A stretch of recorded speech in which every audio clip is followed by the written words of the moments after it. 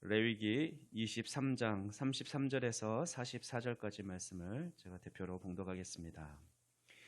여호와께서 모세에게 말씀하여 이르시되 이스라엘 자손에게 말하여 이르라. 일곱째 달 15셋 날은 초막절이니 여호와를 위하여 이레 동안 지킬 것이라. 첫날에는 성회로 모일지니 너희는 아무 노동도 하지 말지며 이레 동안에 너희는 여호와께 화제를 드릴 것이요 여덟째 날에도 너희는 성회로 모여서 여호와께 화제를 드릴지니 이는 거룩한 대회라. 너희는 어떤 노동도 하지 말지니라. 이것들은 여호와의 절기라. 너희는 공포하여 성회를 열고 여호와께 화제를 드릴지니 번제와 소제와 희생제물과 전제를 각각 그날에 드릴지니 이는 여호와의 안식일 외에 너희의 헌물 외에 너희의 모든 서원제물 외에 또 너희의 모든 자원제물 외에 너희가 여호와께 드리는 것이니라. 너희가 토지 소산 거두기를 마치거든 일곱째 달 15셋 날부터 이레 동안 여호와의 절기를 지키되 첫날에도 안식하고 여덟째 날에도 안식할 것이요 첫날에는 너희가 아름다운 나무 실과와 종려나무 가지와 무성한 나무 가지와 신의 버들을 취하여 너희의 하나님 여호와 앞에서 이레 동안 즐거워할 것이라. 너희는 매년 이레 동안 여호와께 이 절기를 지킬지니 너희 대대의 영원한 규례라. 너희는 일곱째 달에 이를 지킬지니라. 너희는 이레 동안 초막에 거주하되 이스라엘에서 난 자는 다 초막에 거주할지니 이는 내가 이스라엘 자손을 애굽 땅에서 인도하여 내던 때에 초막에 거주하게 한 줄을 너희 대대로 알게 함이니라. 나는 너희의 하나님 여호와이니라. 모세는 이와 같이 여호와의 절기를 이스라엘 자손에게 공포하였더라. 아멘. 이제 목사님 나오셔서 감사절의 신앙 고백이라는 제목으로 말씀 선포하실 때 큰 은혜 받으시기 바랍니다.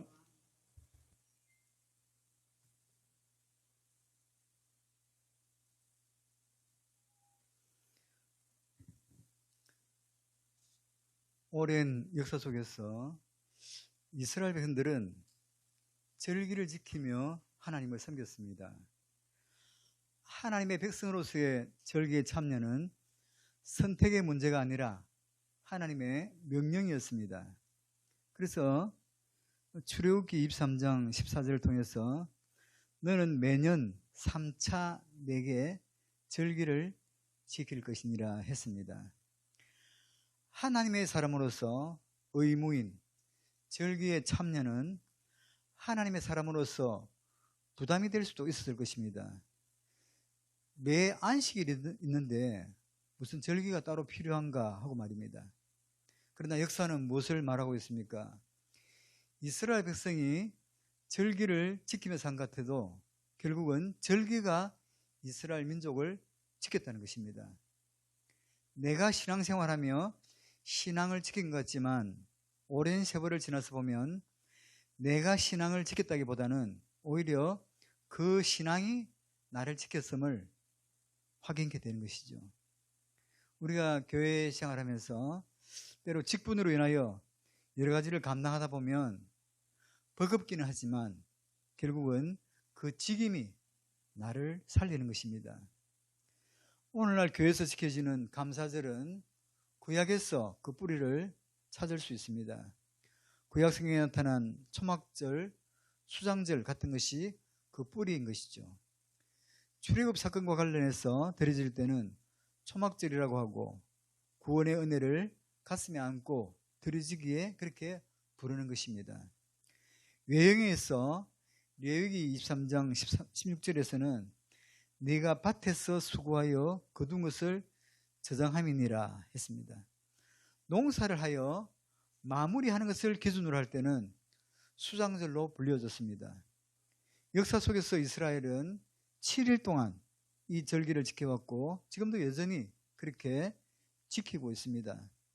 초막절이 되면 이스라엘 백성들은 집에서 나와서 아파트에서 나와 광야에서 들판에서 텐트를 치며 거기서 유하며 절기를 지킨 것입니다.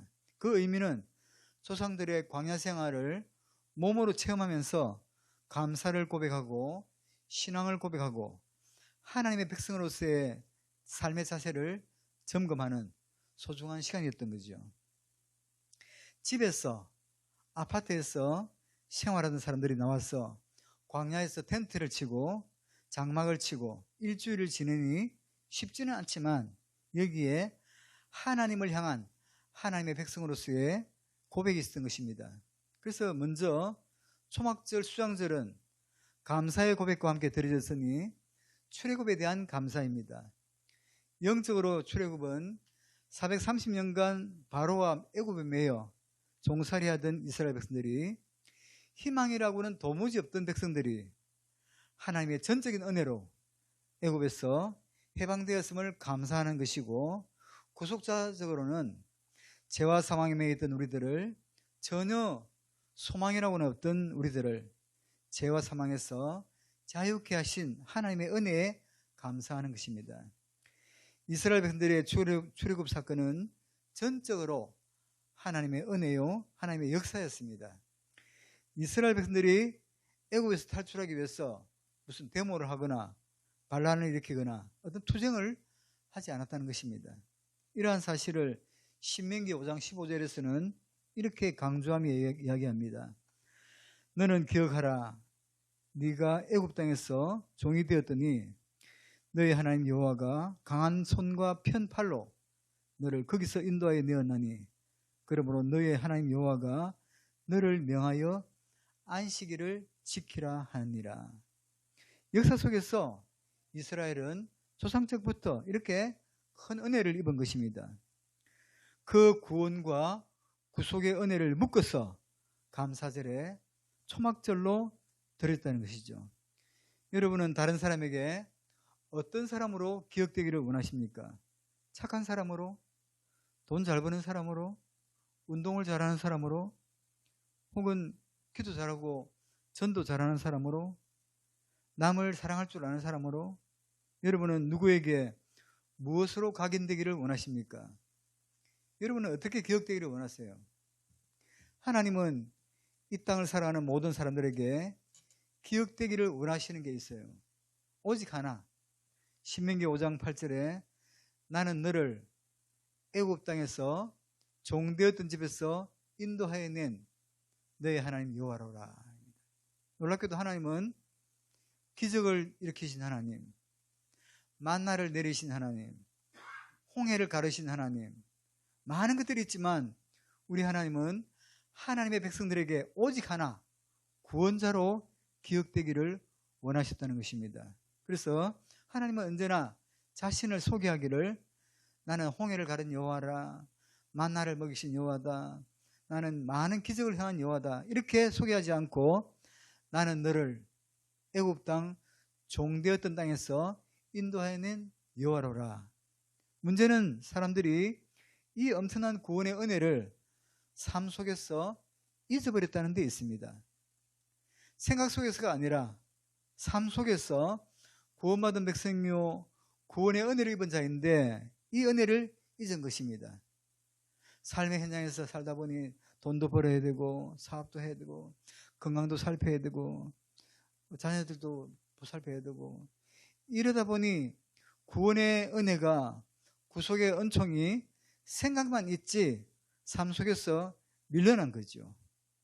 하나님께서는 절기를 주시면서 이 절기를 통해서 출애굽 사건을 기억하게 하고 다시 한번 나는 너를 애굽 땅 종되었던 곳에서 인도하여 낸 여호와다, 이렇게 각인되기를 원하셨다는 것입니다. 오늘을 살아가는 우리도 이 절기를 통해서 감사하는 마음을 다시 한번 새겨야 되는 것입니다. 다시 말씀드립니다. 기억하십시오. 하나님은 여러분과의 관계 속에서 구원자로 기억되기를 원하신다는 것입니다. 물론 하나님은 우리의 질병을 치료해 주시기도 했습니다. 물론 가난을 벗어나서 부욕해 하시기도 했습니다. 물론 우리 하나님은 우리의 가문을 들어 하늘의 별과 같이 빛나기도 하십니다. 그럼에도 하나님은 나를 만나 주시기 원하실 때 나는 너를 잘되게 하지 않았니? 내가 너의 아이를 잘 돌봐주지 않았니? 너의 집안 건강하게 해주지 않았니? 이런 것보다는 나는 너를 애굽 땅 종되었던 땅에서 너를 구원해낸 구원자로서 기억되기를 원하셨다는 것입니다. 여러분은 하나님을 어떻게 경험하셨습니까? 여기 앉아 예배하는 성도님들 살펴보면 나름대로 하나님을 경험하고 삽니다. 질병을 치료해 주신 하나님을 경험하기도 하고, 또 가난했던 우리 가정을 넉넉하게 하신 하나님을 경험하기도 했고, 자신들을 아름답게 인도하시는 하나님을 경험하기도 하고, 많은 경우에서 하나님을 만났을 것입니다. 그러나 여러분이 어떤 경우에도 반드시 만나야 하는 하나님은 구원자로서의 하나님을 믿으시길 바랍니다. 단순히 병을 고쳐주셨다, 나에게 많은 물질을 주셨다, 그렇게 나에게 많은 것을 주시는 하나님을 만났어도 여러분 가슴속에, 여러분의 인격 속에서 구원자로서의 하나님, 나는 너를 종되었던 애굽 땅에서 인도해낸 하나님, 이 구원자로서의 하나님을 만나지 못했다면 아직 진짜 하나님을 만나지 못한 것입니다. 우리의 신앙이 껍질을 벗어야 될 이유가 있더라는 거죠. 바로 이 감사절을 통해서 나는 구원받은 하나님의 백성입니다, 그것을 확인하는 것이죠. 또 초막절을 통한 또 하나의 감사는 광야 생활 중에 인도와 보호하심을 감사하는 것입니다. 초막절 기간에 모든 하나님의 백성들은 7일 동안 초막 생활을 합니다. 몸으로 광야 생활을 경험하는 거죠. 이스라엘 백성들이 40년 동안 생활했던 광야는 어떤 곳이었습니까? 하나님의 보호하심이 없이는 이스라엘은 한 달, 아니 단 하루도 살기 힘든 곳이었습니다. 그래서 모세는 신명기 1장 19절에서 이렇게 표현했습니다. 크고 두려운 광야. 여기에 거친 아말렉 같은 군대가 이스라엘의 길목을 가로막기도 했습니다. 과연 하나님의 인도와 도우심이 아니었다면 한 발자국도 내디딜 수가 없었을 것입니다. 그런데 그 기간이 무려 40년이었습니다. 이 크고 두려운 광야는 거칠고 메말라 물 한 모금 구할 수 없는 곳이었습니다. 그런데 하나님께서 반석에서 물을 내시지 않았다면 저들은 살 수 없었을 거예요. 이 광야는 길이 없는 곳입니다. 그래서 하나님의 인도하심이 없었더라면 40년이 아니라 400년도 넘게 방황했을지도 모릅니다. 그런데 그 광야에서 하나님이 나침반이 되시고 내비게이션이 되셔서 하나님이 인도하셨습니다. 광야는 너무도 뜨거운 햇빛이 사람을 상하게 하고 밤에는 기온이 뚝 떨어져 사람으로 추워서 견딜 수 없게 만드는 곳인데, 하나님께서는 낮에는 구름 기둥으로 그늘을 만들어 주시고 밤에는 불 기둥으로 온도를 따뜻하게 해주셨으니 얼마나 참으로 놀라운 은혜 아닙니까? 광야는 또 농사를 지을 수 없는 곳이었습니다. 하나님은 그 200만이나 되는 그 많은 사람을 40년간 부족함 없이 먹이시고 입히신 것입니다. 결과적으로 이스라엘 백성들에게 광야길은 단순히 가나안으로 가는 길이 아니라 하나님의 보호하심과 인도하심을 몸으로 체험하며 그것을 내 삶에 새기는 소중한 시간들이었습니다. 이러한 모든 은혜를 입은 이스라엘은 절기를 통해서 하나님의 은혜를 되새기는 거죠. 여러분, 사실 우리가 살아가고 있는 이 세상이 이스라엘이 40년이나 방황했던 크고 두려운 광야나 똑같은 곳이 아니겠습니까?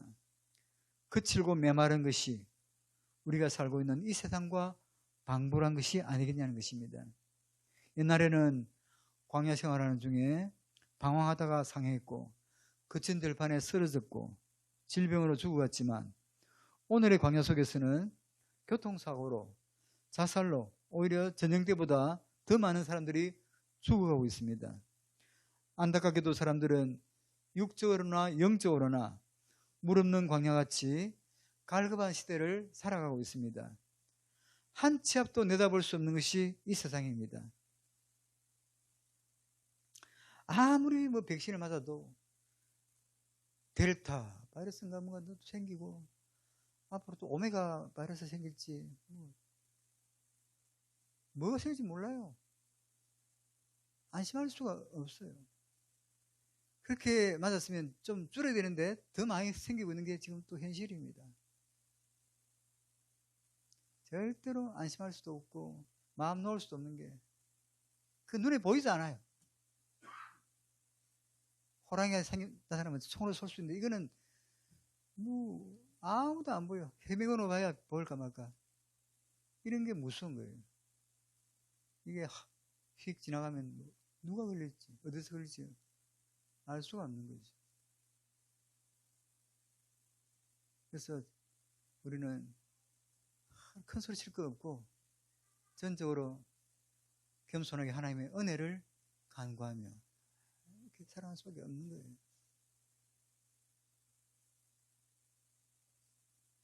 많은 동남아 사람들이 한국을 천국을 알고 있는데 정작 우리는 여전히 목마르고 배고파합니다. 한때 사람들은 미국만 가면 모든 것이 삶의 풍요로 이어질 것 같았지만 그 사람들만큼 삶이 팍팍한 사람도 없다는 거 아십니까?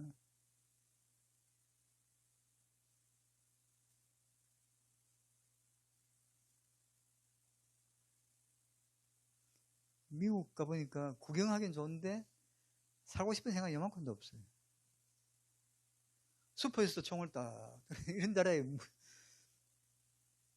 차에 1달러만 있어도 유리창 깨고 찍어간다니까.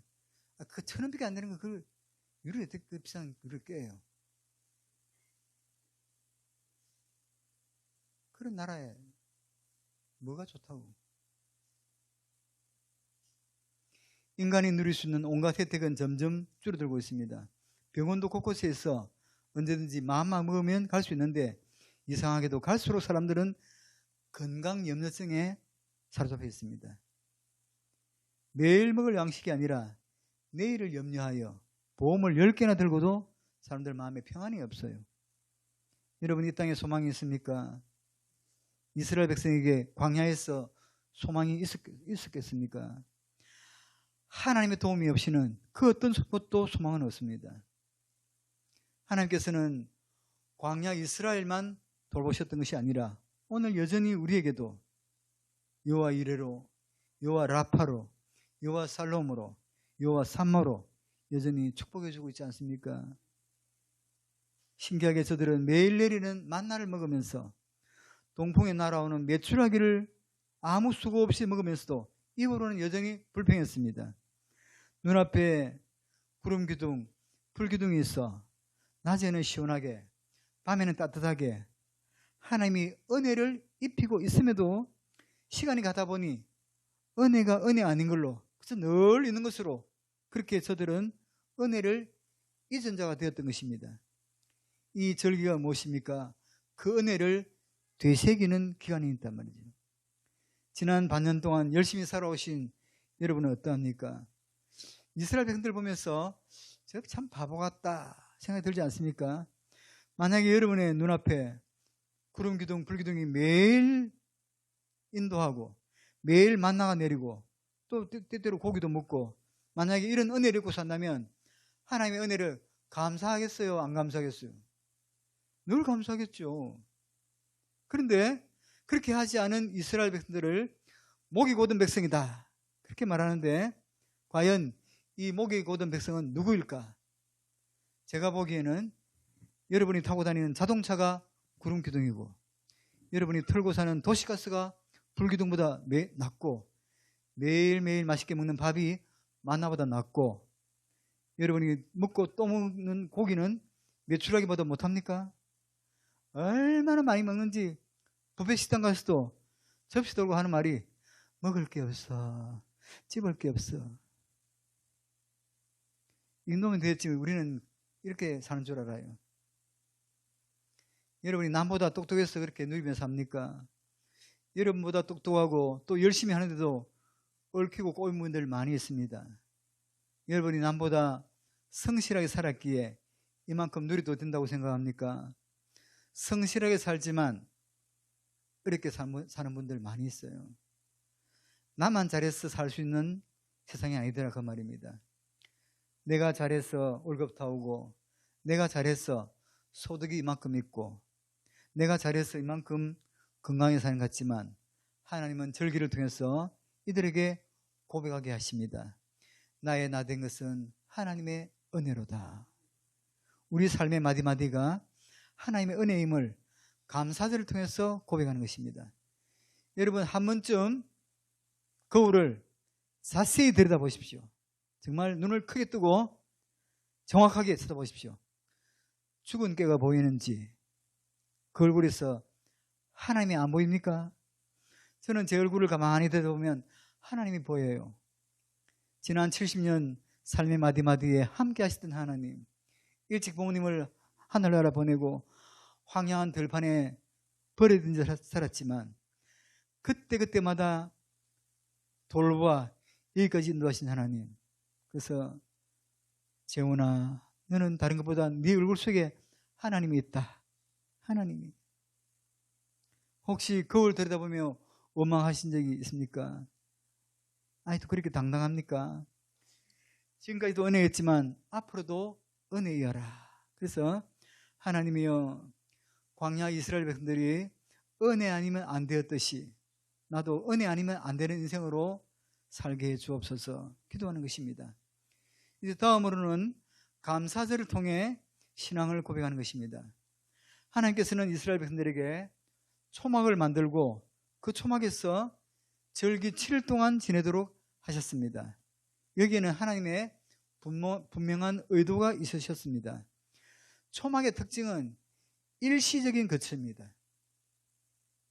그래서 이스라엘 백성들은 광야에서 40년을 살았지만 한 번도 벽돌을 사용하여 견고한 집을 짓지 않았습니다. 언제든지 구름 기둥이 움직이면 떠났고 또 구름 기둥이 머물러 있으면 머물러 있어야 했습니다. 전성에 의하면 이스라엘 백성들은 광야에서 40번 정도 이사를 했다고 합니다. 짐을 풀고 또 사고 또 천막을 치고 또 천막을 걷고 이렇게 40년 동안 광야의 삶을 사는데 감사절을 맞아 초막절을 통한 교훈은 이 땅은 나그네 삶이라는 거예요.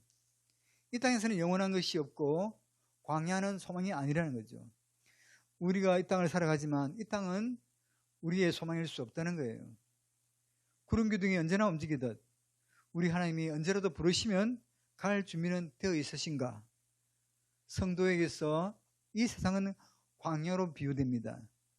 광야 이스라엘 백성의 소망은 가나안이었습니다.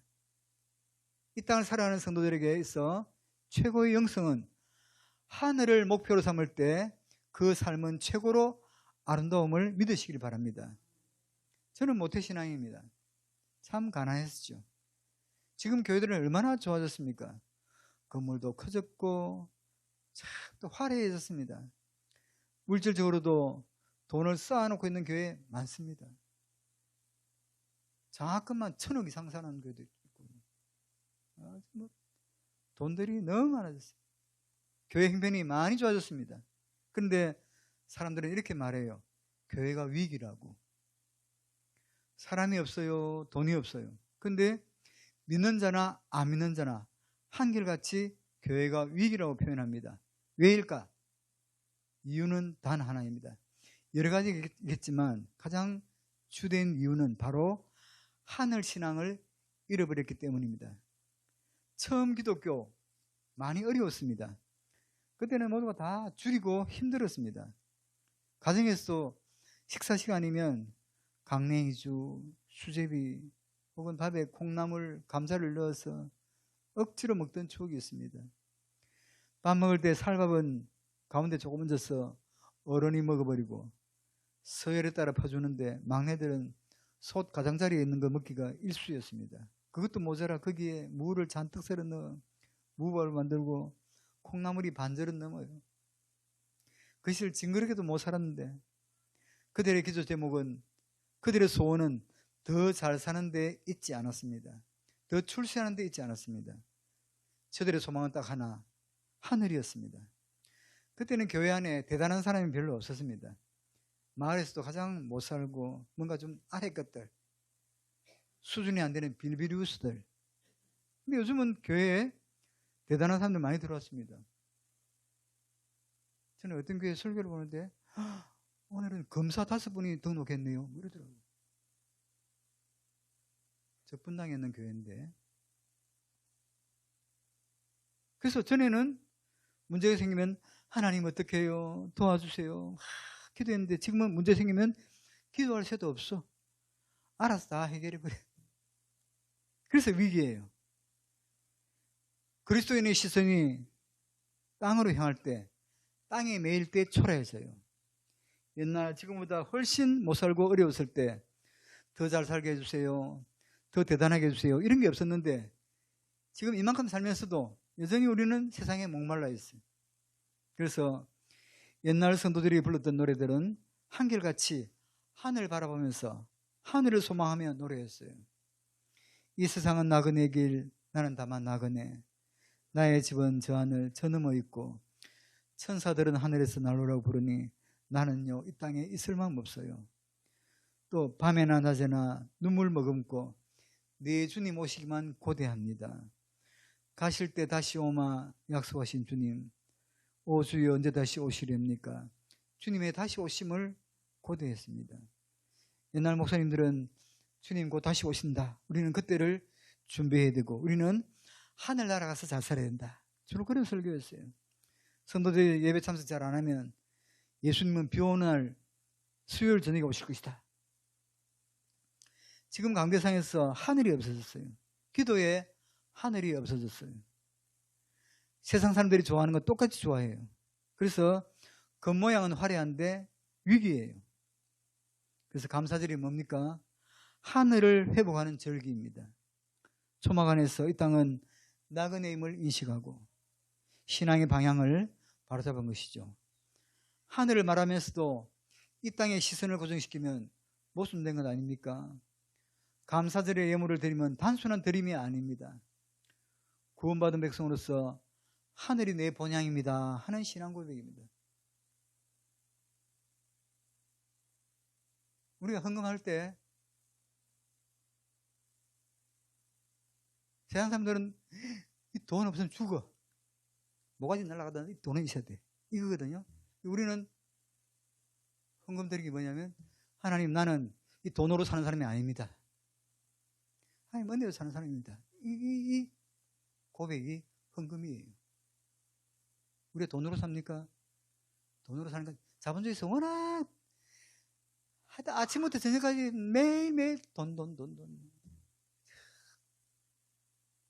뭘 해도 돈. 그러니까 아주 막 돈에 쩔이었어요. 그러나 우리가 분명히 인식할 것은 물론 그래요. 돈이 분명히 있어야 되고 돈이 안 돼요. 하지만 네 하나님의 여호와를 기억하라. 그가 내게 재물을 얻을 능을 주셨습니다. 이 재물을 얻는 능도 하나님께서 주셨고 여러분이 주환자식 누구 있으면 돈 벌 수 있어요? 그때 내가 이렇게 힘으로 내가 이렇게 손발로 건강하게 돈 벌 수 있으면 은혜 아니에요?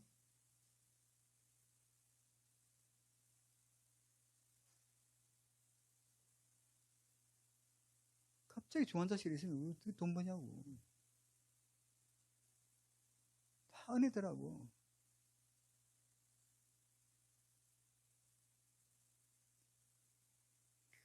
구원받은 그리스도인임에도 그 삶의 목적이 땅에 있다면 그는 초라한 그리스도인이에요. 우리 삶의 목적이, 우리 신앙의 목적이 땅이라면 그리스도께서 죽으실 이유가 없었습니다. 그래서 구원받은 백성을 향해서 보여주시는 하나님의 분명한 의도가 무엇입니까?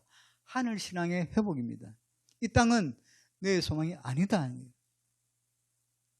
다시 한번 감사절을 통해서 나의 소망은 하늘에 있습니다 고백하는 복된 은혜가 있기를 바랍니다.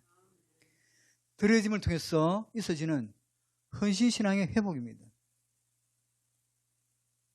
저는요 이런 감사절 무슨 절기 헌금할 때 한 몇 달 전부터 좀 모아요. 왜냐하면 갑자기 할 수가 없더라고. 돈이 없잖아. 그래서 이번 맥주 감사금도 제가 1등 하려 했는데 강력한 라이벌이 하나 나타났어요. 그래서 1등 하지 못할 것 같은데 하여튼 좀 많이 드리거든요. 왜? 몇 달 전부터 모았으니까. 추수감사도 마찬가지예요. 5월 달부터 모으고 있습니다. 왜냐하면 그때 많은 돈을 드릴 수가 없더라고. 조금 생기면 또 없다 생각하고 넣고 이렇게 해야지. 갑자기 그날 하려면 뭐 얼마 다들 그렇게 없어요. 그냥 그날 그때 슥 들러 하려면 얼마 못한다고. 사실 우리가 그렇게 힘들이 좋지 못하기 때문에. 그래서 준비하는 마음으로 이렇게 하면 또 좀 많든 적든 하나님 앞에 참 아름답지 않을까. 목회자로서 그런 권면을 드리고 싶은 거죠.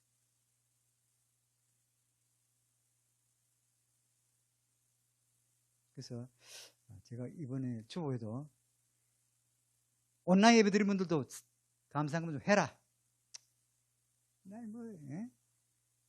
집에 있다고 해서 뭐 아예 싹 입을 닫고 있는데 그러면 안 돼. 초신자라면 내가 이해해요. 장로, 권사, 안수집사들이 안 나면 말이 되냐고.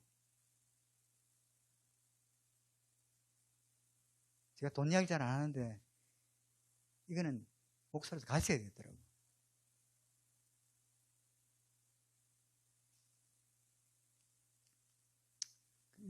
목사로서 가르쳐야 된다. 어떻게 싹 입을 닦냐. 그리고 헌금할 때도 죄송하지만 우리 명절날 애들 오면 중학교, 고등학교 이상 되면 제가 10,000원짜리 못 줘요. 5만원 준다고. 근데 예수님 생일날 예를 들어서 헌금 5,000원 이러면은 예의가 아니지. 애들한테 그걸 못 주는데. 그렇잖아요. 그래서 성의껏 정말 하는 게 필요하다. 돈 이야기는 잘 하기 쉽지 않지만 인간의 기본적인 그런 자세가 또 이렇게 필요하다는 거죠.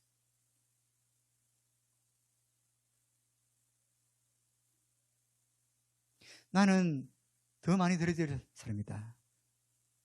더 많이 드려지는 복된 은혜가 있기를 축복합니다. 감사절의 예물은 내가 얼마 정도 드려졌는가 그것을 확인하는 절기였던 것입니다.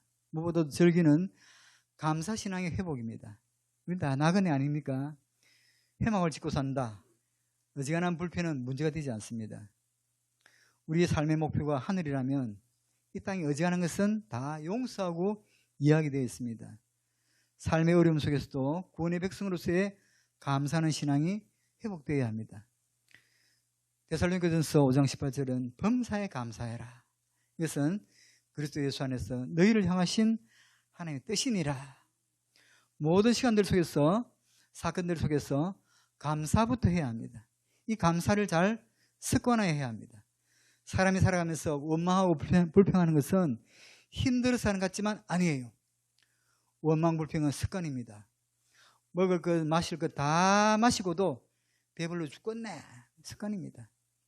여러분 남편이 마음에 안 드는 것은 남편에게도 문제가 있지만 여러분에게 문제가 있어요. 그 남편은 한때 여러분이 깜빡 좋아서 죽은 사람이었습니다. 바로 저놈이다 하고 선택한 사람이었습니다. 근데 어느 날부터인가 마음에 안 드는 거예요. 이런 말씀 아십니까?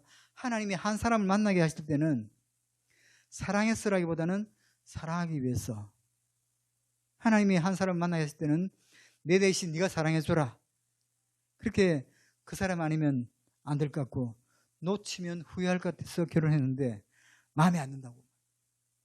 또 하나 뭐요?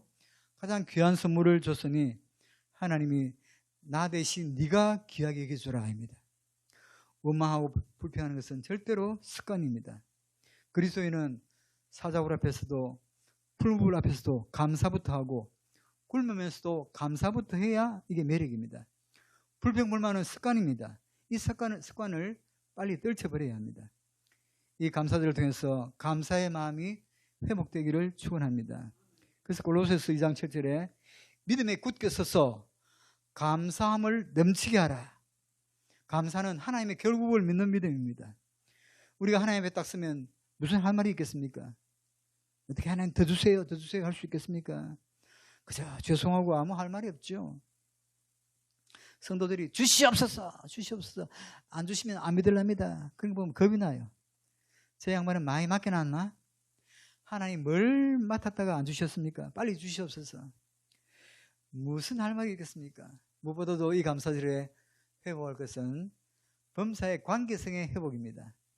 하나님께도 감사하지만 누구에게도 은혜를 입었다면 감사해야 합니다. 우리는 오늘 맥주 감사 예배를 드리고 있습니다. 이 감사절에 회복해야 할 세 가지 다시 한번 마음에 새기고 말씀을 마치겠습니다. 하늘 신앙의 회복, 헌신 신앙의 회복, 감사 신앙의 회복 기도하겠습니다. 거룩하시고 자비하신 하나님, 오늘 맥주 감사주의를 맞아 하늘 신앙의 회복되어야 함을 생각했고 광야 속에서 베풀어 주신 하나님의 내가 너무 고마워. 나는 이제 들어져야 한다는 헌신 신앙이 회복되어야 함을, 그리고 무엇보다 감사가 회복되어야 함을 상고했습니다. 맥주 감사주의를 허락하신 하나님, 우리 모두 참된 감사를 통해서 하나님께 영광 돌리게 하시고 우리 모든 성도님들의 삶 속에서 끊임없이 감사가 넘치고 그 감사가 다시 감사를 부르는 감사의 선순환이 이어지게 해 주옵소서. 예수님의 이름으로 기도드리옵나이다. 아멘.